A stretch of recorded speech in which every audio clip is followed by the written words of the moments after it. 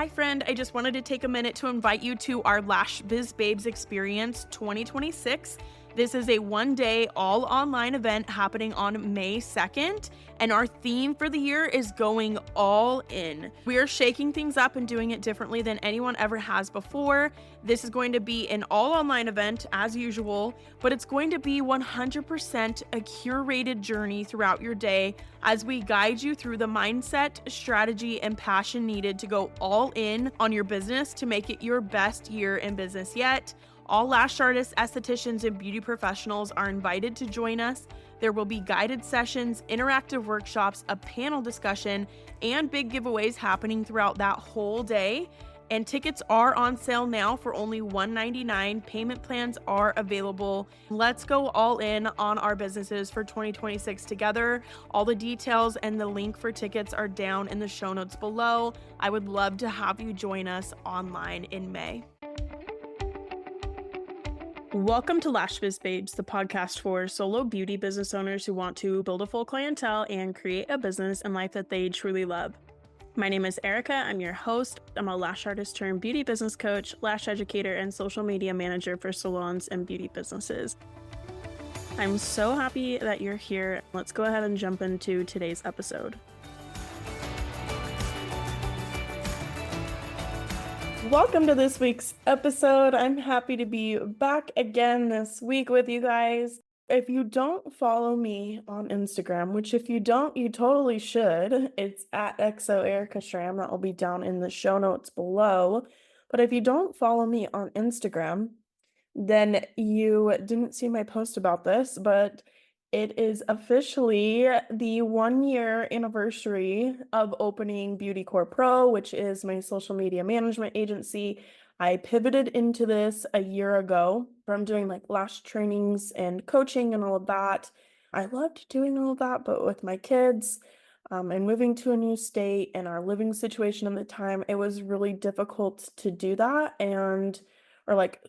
I should say it was really difficult to do lash training still and like taking any kind of lash clients, and just wasn't super interested in doing that. And I just kind of didn't feel like I loved coaching as much at that time, and was really looking at what are my strengths as a person, like as a business owner, what do I really love doing? And leaning into those more so, like what am I really good at? And oh my gosh, you guys, it's been such a journey. I've done an episode before kind of explaining why I got into doing social media management and why I pivoted when I did and all of those things. So if you're interested in more of that backstory, you can go back. I think I did it towards the end of 2023. I don't know the episode number right off the top of my head. But with the 1-year anniversary officially being here, I thought it would be fun to do like a little recap of the last year and kind of share some of the different lessons that I've learned with opening this new business, and just kind of give you the raw and the real of it, because it's been such a wild journey and such a roller coaster.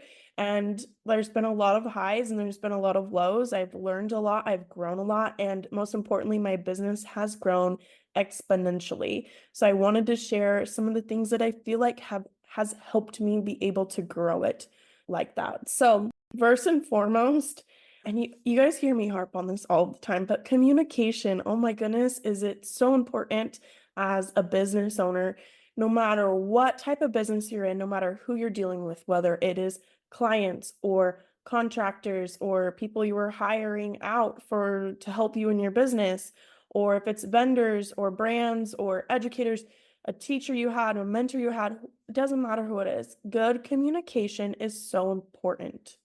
We are adults. We should be able to communicate together professionally and come to a resolution, find some solutions together.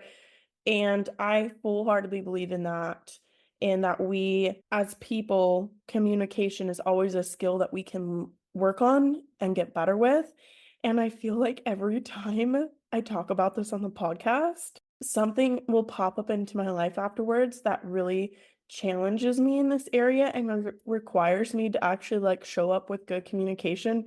So I'm a little nervous to even share that one, because it's all fun and games like sharing that and saying that, but it's a whole different ball game when it comes to actually applying it, right? So this could be like when you have a difficult client and you need to have a hard conversation with them, communication. That is the key to a successful working relationship with someone or a successful working relationship with your lash clients. Some of those hard conversations for you might look like, talking to them about aftercare, like, hey, this is what I'm seeing on my end. You can even show them a picture. This is what I'm seeing on my end.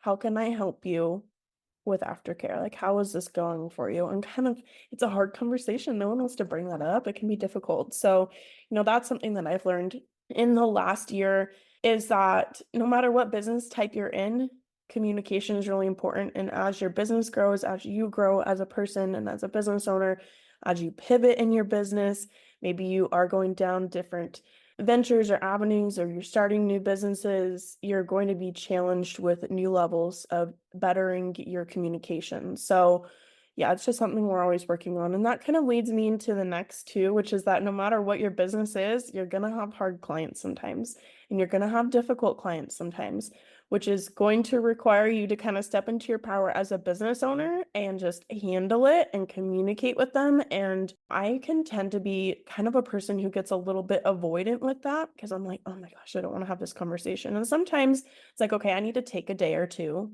to sleep on it, think about it, get myself in a good headspace because I don't feel like it's a good thing to be super reactive and emotional in those types of conversations.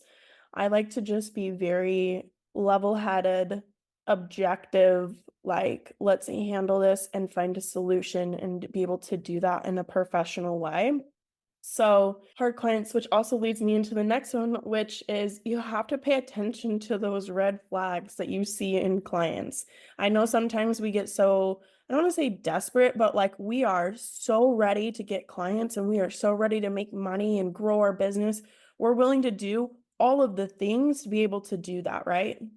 But sometimes we are so excited to grow our business. We're so excited to make money, or we're in a spot where we really need to make some money, right? That you kind of ignore these red flags that you're seeing from potential clients. And it's not necessarily a bad thing, but it's like, what are you going to put up with? Because if they end up being a client who you're like dreading when you see their name pop up on your schedule, then that becomes very emotionally and mentally draining. And it can be a really big trial in your business and do something that's hard.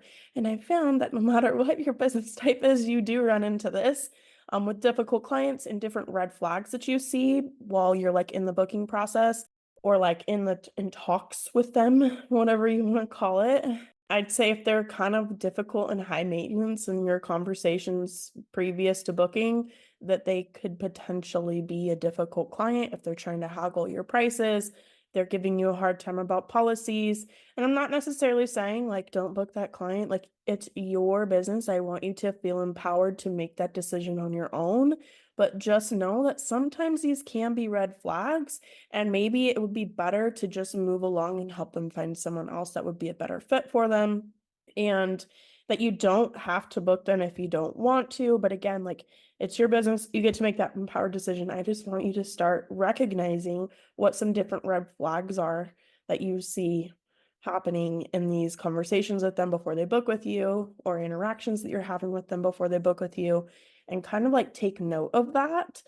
Because I'm noticing that now with some different potential social media clients is like there's certain red flags where it's like, oh, I'm not going to pour all of my energy into this potential client because I don't think it's going to work out. Like whether I don't feel like they're very serious about it, or whether they're just very difficult to work with in the initial stages of potentially working together.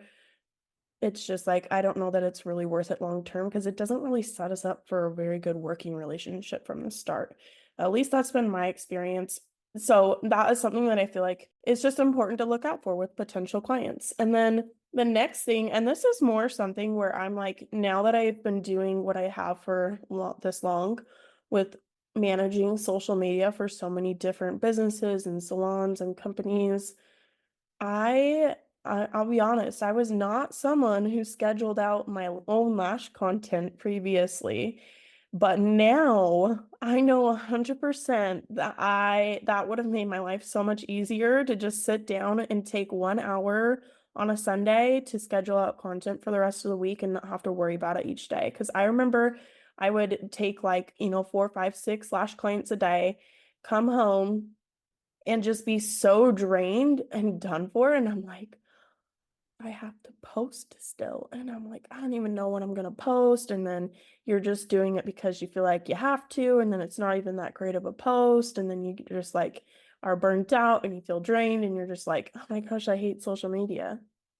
Social media is a great tool to grow our businesses. So why are we making ourselves hate it, right? That's how I feel about it at this point. I've learned better now on how to make that more sustainable, and that would be by scheduling my content out ahead of time. And it is very realistic to just take 1 hour a week to do it, and then you're done with it for the week. And then you can still go on and interact and show up on your stories and go out and do some outbound engagement each day and spend maybe half an hour online a day, and then you're good to go, right? Versus trying to figure out what you're going to post every day and you're spending like an hour plus trying to figure it out and put it all together. Like it's so easy to just sit down and do it for an hour on Sundays and then you're good for the rest of the week. So if you're wondering what's a good scheduler, we use Metricool, and I will put the links for that and like all the details for it in the show notes. It's a really great platform. And if you're just using it for you and your business, it is free. It gives you a lot of detailed reports and insights for your backend, so you can see all of your numbers and how you are performing on social media. And then you can also connect all of your different social media platforms to it so that you can schedule one post to go up in multiple places. So for example, you can take the same post and schedule it to go up on Facebook, Instagram, Google My Business at the same time. Or if you wanted to add other social media platforms, for instance, if you use like Pinterest, then you can schedule pins at the same time. Like it's very easy, and you just have to put it together once, schedule it, and then it goes out everywhere. You're not having to repost in multiple different places. The next thing I think is important is knowing your business structure and your numbers, especially if you're someone who's like, I want to scale my business, I want to grow my business. You've got to know what that looks like. So as far as knowing your numbers, like what are your expenses? What is your profit margin? And really, I guess business structure wise, kind of what's your capacity right now? How many hours are you working? How many clients can you potentially take during that time? What's your max income potential? And just really having a good pulse on what your numbers are. I feel like when I was doing lashes, I had a pretty solid idea of this, and like I had a pretty good grip on my numbers. Looking back at it now, I feel like it could have been better, and I probably could have grown or had a better profit margin had I had a little bit of a better pulse on it. But at this point, it's kind of nice for me now too, because I do have a bookkeeper and an accountant doing all of that number stuff for me, which I know isn't always possible for everyone in business, especially if you're solo. I've been there for many years myself. This is the first year I've had a bookkeeper do it for me, but it has honestly been very nice because I'm able to know exactly what my numbers are. I don't have to sit down and take the time to try and figure it out myself. And being able to know that those numbers helps me to know, okay, can I outsource certain tasks? So for you as like a lash business owner or a beauty business owner, okay, do you have the funds to outsource someone to do your social media for you? Or maybe do you have the funds to outsource different tasks within your business, right? Whether that's all like the back end, maybe you get a virtual assistant to do some of the back end stuff for you. I mean, there's different things that you can outsource with that. So I think that's been helpful because that's been able to help me grow faster by knowing those numbers and knowing where my profit is at, where my expenses are at. Maybe, okay, do I need to cut down on these expenses?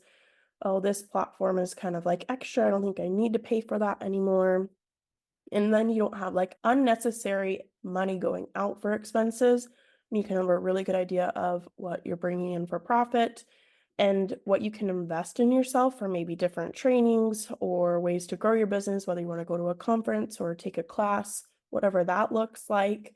So yeah, knowing your business structure, knowing your numbers, I think that's really important. And that's something that I've learned a lot this year, a lot more about, I should say. Like obviously knew that before and did that before, but I think it's just been at a deeper level with this new business. And it was kind of nice already knowing those things going into opening this business because I feel like it really gave me a solid foundation to grow on. The next lesson that I learned is basically the art of outsourcing. This was something that I was very afraid to do for a really long time, especially like budget wise as a solo lash artist. It just was a really scary thing for me to commit to. And it still was a really scary thing to commit to as a business owner now. But I feel like I've learned a lot from it, like do's and don'ts with it. And I'm really thankful for the team that I'm building currently. Now, as a solo lash artist, I don't feel like there are a ton of things that are necessary to outsource. However, if you are feeling burnt out, if you are booked out, if you are wanting to get support in your business, I feel like it is a very great idea so that you can focus on the parts of your business that really need your attention and you actually doing them. Like you can't give that to somebody else to do so that you can still grow while not having to do everything. So some different ideas of ways that you can outsource in your lash business or in your beauty business. You can outsource the social media, of course. So that's like what we do now with running your social media for you. You could hire someone to do that. You could hire like a VA, a virtual assistant, to be doing like back end work for you.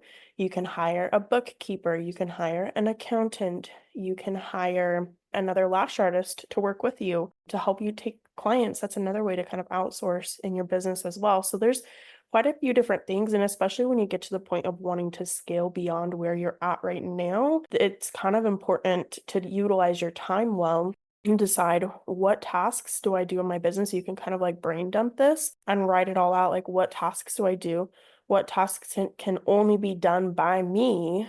So for me right now, I want to be at the helm of talking to potential clients and doing all of those kinds of calls and like managing the strategy. But I'm not always the one behind creating all of the graphics or editing all of the reels by myself. I still do a lot of that and I still oversee that, but I have a team who helps me with those tasks because I don't necessarily have to be the one that's doing those pieces of things, right? So that's kind of like with your business where, of course, maybe you want to be the one lashing your clients, but maybe you don't need to be the one, I don't know, even putting in all of your lash supply orders or doing all of your accounting or doing all of your taxes by yourself, or even social media, running your website, your booking site. Those are things that you can outsource and help you gain that time back to yourself so that you can use that to grow your business in other ways, or even take that time back for yourself, be able to spend more time with your family, kind of enjoy life outside of business more. So that was a scary lesson I learned this year, the art of outsourcing. I feel like it was a very important thing for me to learn. And I'm really excited to see like where I go from here with it, just because I feel like I have a good grip on it at this point, and I really see the potential for being able to continue to grow the business and scale exponentially with outsourcing because I can't do it all myself. And I think that's one of the things as solo business owners, we think we have to do it all by ourselves. And that can be kind of like a mindset shift that we have to make to be able to get out of that.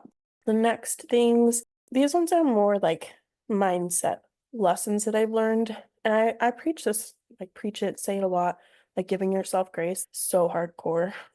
So hardcore on that this year, because it was a very tough year for us in our personal lives. And so I feel like I really had to give myself grace that like, okay, it's gonna be okay. At the end of the day, it's gonna get done. We've got this. Like, you're not perfect, and that's okay. You're not supposed to be. And just giving myself grace to be human and know that I'm trying my hardest and giving myself grace so like I'm showing up the best I can for myself and for my team and for my clients. And I'm just gonna really focus on not just pouring into everyone else around me, but being able to pour into myself and giving myself that same grace and love that I would give to somebody else so that I can keep showing up consistently for my clients and for my team and for my family and for myself, really. And then the next thing that kind of really ties into that is that life isn't going to be perfect and you can still grow. My personal life was like, we had a lot of really great things that happened for our family this year. We were very blessed in those ways, and we had a lot of really amazing things happen, and we made some great memories. And when, like we were able to buy our house and do these great things, but there were still a lot of really hard things that happened. I mean, I've talked about some of those on the podcast recently, I've not shared everything. I don't I don't feel like I need to share and like spill all of my personal life online or on the podcast, but there's been quite a bit happening in my personal life this year that has been very heavy and very hard. And I learned through that regardless of what's happening in my personal life, I can still be really successful in my business life as a business owner. And like, I don't have to let my personal life control whether or not I'm being successful or showing up consistently in my business. I feel like that was something that kind of was a downfall for me before. Like, it kind of depended on how things were going, like how I was feeling on that day, if I was gonna like show up fully or not. But I've really learned that regardless of what's happening, like I can still show up and give it all my all for the capacity that I have for the day, prioritize what needs to get done, do really well with my time management, and I can still sign clients and be going through grief. I can still coach my son's soccer team and sign new clients and grow the business and get consistent with the podcast and have some extremely heavy things happening on the home front. That's been a big lesson for me. Life doesn't have to look perfect, but you just keep showing up and trying your hardest and taking care of yourself through all of it. I started going back to therapy this year, the last few months, and that's been really beneficial for me. I feel like it just kind of gives me like a third party to talk to help me kind of like have different perspectives and coping mechanisms and things. You have to take care of yourself. Absolutely. You have to make sure your needs are met and not be putting yourself on the back burner every single time. And then the last thing, it kind of really ties into this too, is that like sometimes you just have to take messy action. You might not know exactly what you're doing or how to do it, but you just figure it out as you go. Google can be your best friend. Ask your network, ask your resources, like find Facebook groups where you can ask questions and get support if you need to. Make a friend in the industry that you can lean on and get support from, ask questions to, get a mentor. Whatever that looks like, you can get that support and take that action and kind of like take the baby steps through it. One of the reasons why I kind of held off on starting social media management, because this was an idea that I had years ago that I didn't act on because I was like, oh my gosh, I don't know like the intricacies of it, basically, like what platforms do I use? What are the legalities of it? How would I do this? How would I do that? And when I started doing it, it was kind of just like, well, let's see if we can put some feelers out there and see if anyone's interested. And then it's like, well, I don't know what platforms there are for this, or there's always like these little things that pop up where you're like, oh, I don't know, they basically are like excuses, right? Realizing that like, okay, I'll just take it one step at a time, one baby step at a time, one day at a time, and I'll figure it out as I go. If I don't know like a little thing, like I can outsource it, or I can ask somebody, or I can Google it, or like I can figure it out myself, right? And just like taking the time to do it. And so I've learned just like taking messy action, and even if you mess up or make a mistake or fail, now you know the better way to do it or the right way to do it, and you can keep moving on. And I think with that, just taking accountability, like when and if you do make a mistake, like that's okay, it's gonna happen. Don't beat yourself up, give yourself grace on that. And those are a few like mindset things that have been really prevalent for me in the last year. I'm trying to think if I have like any closing thoughts on any of that, but really that's kind of what I wanted to share with you today of just some different things in, like my business in the last year, which I feel like are really beneficial lessons no matter what business type you're in, whether you're taking service clients, whether you are taking lash students or doing lash trainings, or maybe you are a product line owner or you're doing like services like I do. And there's always things that we can be improving on and doing better on. I think it's just important to keep an open mind and be open to feedback. That's what I like tell everyone on my team when we first start working together is like, well, and even our clients too. What's going to be really important here is like having really good communication. So if I need to step it up on something, like please come to me and let me know because there's plenty of times like I'm not perfect. There's times when they're like, "Oh, hey, can you get me this? Can you get me this? Oh, you're a little behind on this. Can you catch up on that?" Whatever that looks like. And them holding me accountable, but then me doing the same thing and not being afraid to give them feedback or like ask for what I need, whether that's clients or from my team members. It's not always fun. It's not always glamorous, but the little baby steps really take you a far way. I'm so thankful for everyone who has supported us in the last year with this new business venture and all of our clients, my team. I could not do any of this without you guys. I'm so eternally grateful for you. And I'm just really excited to see like how things continue to grow and like what can happen over the next year because my life completely changed so much over the last year. My business completely changed, and I'm so grateful for all of it. So I'm really excited to see where the next year takes you. And it just reminds you that like one decision really can change your life. If you have that repeated thought of something like an idea of something you want to do, maybe it's time to act on that and just believe in yourself and go for it because that's basically what this was just a leap of faith and believing in myself and like really leaning into what I felt like I was good at and what I really enjoyed doing and my strengths, and it's really paid off in the long run. So those are my thoughts for today. Thank you so much for listening. If we're not already friends over on Instagram, make sure to come follow me at XOEricShram. That will be down in the show notes if you want to get the link for that. And then if you aren't already subscribed to the podcast, please go hit subscribe wherever you're listening at so that you can get notified when new episodes go live. We are doing new episodes every single Tuesday, and I believe they're coming out 9 a.m. Mountain Time on Tuesdays. So if you're subscribed, you'll get a little notification whenever a new episode goes live. And last but not least, if you have any lash artist friends, beauty business friends, I would love for you to be able to share the show with them if you found this helpful or if you've loved the show, enjoyed any of the episodes, so that we can continue growing and helping other beauty business owners grow and being able to come together to work towards our goals together, because that's really, truly what this Lash Biz Babes community is all about. Last but not least, I'm like, why am I putting this at the very end of the episode? But that's fine. I will be attending LashCon in a couple of weeks. I don't know, by the time this airs, it'll probably be coming up pretty quick, but October 11th through the 14th or something like that. So I'll be in Anaheim, California at LashCon. If you're going to be there, make sure to come hit me up, say hi. I think we're probably going to go to brunch, do like a little Lash Biz Babes meetup brunch on Saturday morning. So if you're interested in coming to that, make sure to DM me on Instagram so I can have your name on my little list and contact you with the details when we've got that solidified. And I would love to meet you and get to see you there. Have a great week. Thanks for being here, and I will talk to you again next week.